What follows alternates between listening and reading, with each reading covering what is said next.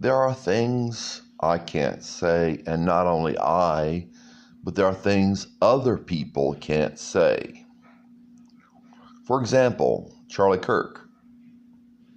We found out that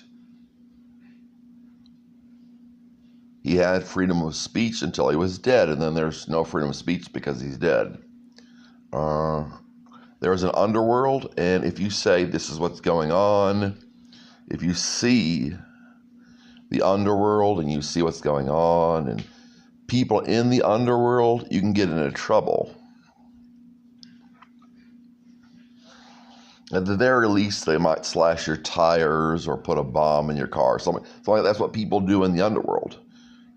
This is Indiana. I'm sure we have the mafia here. I'm sure we have this mafia and that mafia. They talk about the gangs on the borders. There are mafias that are here that are homegrown mafias, and they work with the government. All that. Is the mafia and the government are really supposed to be that same thing. One uses brass knuckles, and one dresses up in a suit, and you've got the same thing. Maybe both, Italian mafia, maybe both of them dress up in suits. There are things I can't say. For example, if I were to say that I believe this or I believe that, and someone were to send my video to my psychiatric people, I have a psychiatric nurse now. I don't have a psychiatric doctor. I'm a psychiatrist. I have a psychiatric nurse. That psychiatric nurse could ask me, do you believe this?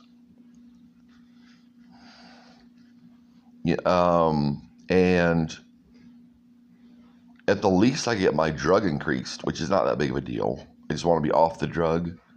But he said, well, okay, because you say this, and I asked you, do you believe it? And you could say, well, I don't believe it. So he says, well, I heard or I saw or something.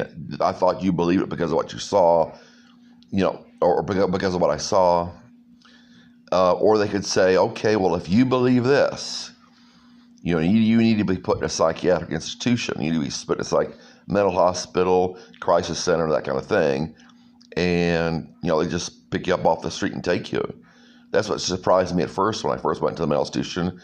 Somebody who worked for the company that rented out where I was living opened the door, and some people came in with a stretcher and just put me on the stretcher and took me off. They didn't say anything. I didn't say much to me. They just said, you can't live here, and that's the way it is.